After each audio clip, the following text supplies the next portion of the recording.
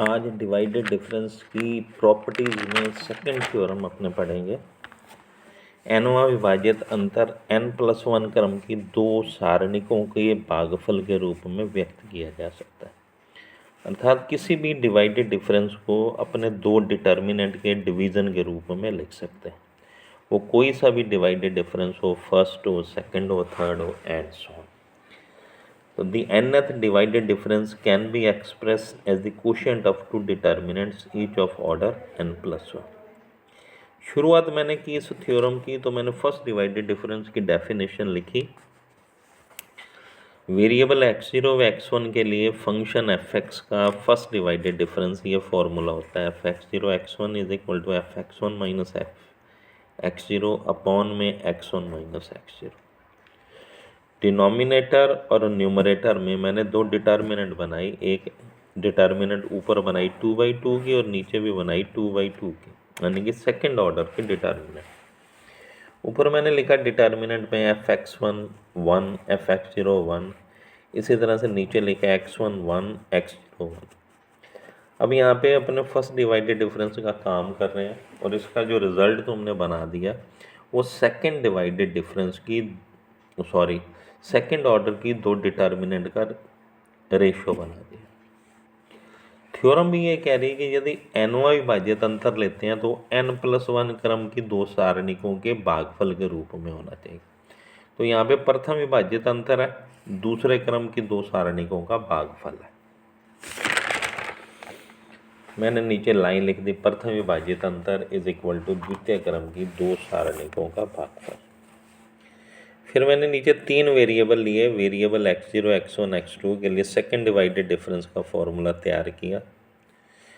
fx0 x1 x2 का मान हमें मालूम है, sigma fx0 upon x0 minus x1 x0 minus x2 के बराबर होता है।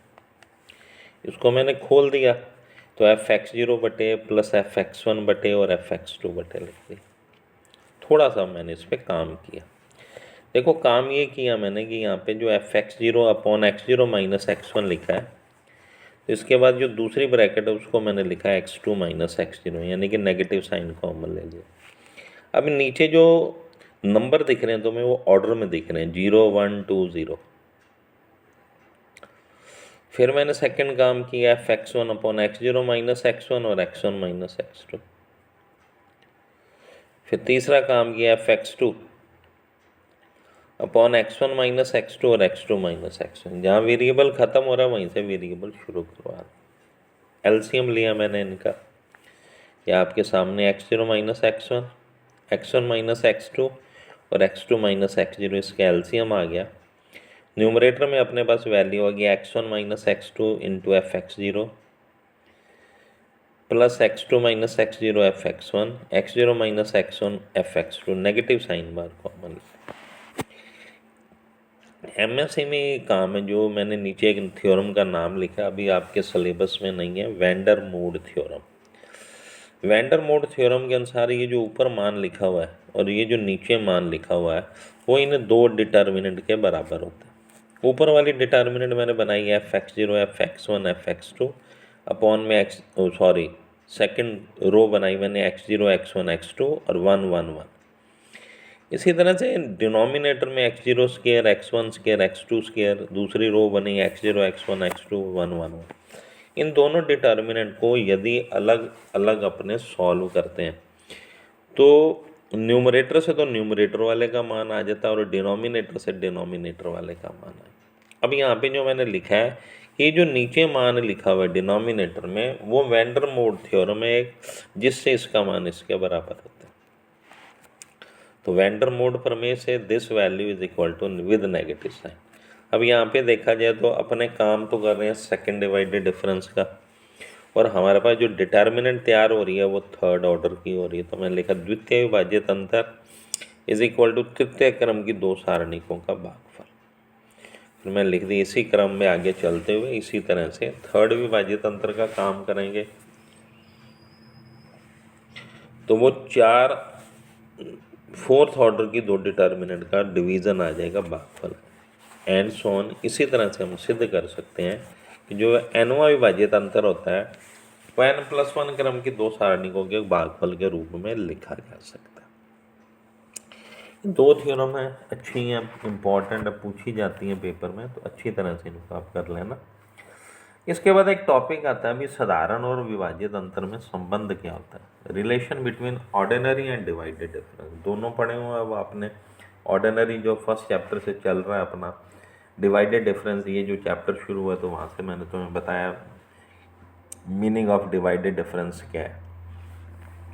तो इन दोनों के बीच में संबंध बनाने के लिए, रिलेशन बनाने के लिए मैंने लिखा, माना कोई एक चर x जिसमें समान दूरी के मान है x0, x1, x2, x3। समान दूरी इसलिए क्योंकि हमने जो पहला काम किया वो इक्वल इंटरवल के लिए था। अब जब इनको में आपस में घटाया जाता है तो वो एक निश्चित मान होता है, ये पता तुम्हें। तो x1 माइनस x0 का मान देख लें, x2 माइनस x1 का देख लें, या x3 माइनस x2 का देख लें, मान सेम है और h के बराबर होता है। फिर मैंने लिखा डेल्टा की परिभाषा से हम जानते हैं, we know that from the definition of delta, delta f(x0) का मान तुम्हें पता है, पहले वैल्यू बढ़ती है फिर एज इट इज, तो f(x1) minus f(x0). Delta square f(x0) का मान लिखा तो delta f(x1) minus delta f(x0) and so. फिर विभाजित अंतर की परिभाषा से हम जानते हैं, we know that from the definition of divided difference of f(x0) x1 is equal to, ये फॉर्मूला लिख दिया f(x1) minus f(x0) upon x1 minus x0। अब f(x1) माइनस f(x0) का ऊपर मान देखें तो वो डेल्टा f(x0) के बराबर होता है, और x1 माइनस x0 का मान h के बराबर होता है। सेकेंड डिवाइडेड डिफरेंस का मान लिखा तो second divided difference of f(x0) x1 x2 is equal to first divided difference of f(x0) x1 first divided difference of f(x1) x2 upon में x0 माइनस x2। ठीक है, पहले और तीसरे वेरिएबल का डिफरेंस। फिर first divided difference of f(x0) x1 का मान ऊपर से हमने पुट किया तो डेल्टा f(x0) अपॉन h आ गया। सेकंड में डेल्टा f(x1) अपॉन h आ गया। नीचे थोड़ा सा काम अपने को करना है, x1 घटा दिया और x1 जोड़ दिया अपने। ऊपर delta f(x0) minus delta f(x1) upon h आ गया, ब्रैकेट लगा के minus x1 minus x0 minus x2 minus x1 लिखा मैंने। Delta f(x0) minus delta f(x1) upon में माइनस, ये देखो h और h माइनस 2h हो गया अंदर ब्रैकेट में, तो h से गुना किया तो माइनस 2h स्क्वायर हो गया। इस माइनस को अपन ने ऊपर न्यूमरेटर में यूज़ किया, तब ये बना delta f(x1) minus delta f(x0) upon 2h square. इसको अब ऊपर जो तुमने डेफिनेशन लिखी है डेल्टा की, उसके अनुसार इसका मान पुट कर दिया, डेल्टा स्क्वायर f(x0) अपॉन 2 को मैंने फैक्टोरियल 2 लिख दिया, जिसका मीनिंग तुम्हें पता 1 इंटू 2 है, इंटू में h square. Similarly we can prove that, इसी तरह से आगे चलते हुए अपने प्रूव कर सकते हैं, third divided difference of f(x0) x1 x2 x3 is equal to delta cube f(x0) upon factorial 3h³ and so on. nth divided difference of f(x0) x1 up to f(xn) is equal to delta power n f(x0) upon factorial n into h की power. ये last वाला formula आपको थोड़ा याद रखना है। ये इन दोनों के बीच में देखो, लेफ्ट हैंड साइड में तो डिवाइडेड डिफरेंस आ रहा है और राइट हैंड साइड में डेल्टा आ रहा है, यानी कि सिंपल ऑर्डिनरी डिफरेंस आ रहा है। तो ये दोनों के बीच में रिलेशन को रिप्रेजेंट करता है। तो इस चीज़ को आपने प्रश्न में कई बार इनको यूज़ करना, तो इस चीज़ को ध्यान में रखना। Thank you.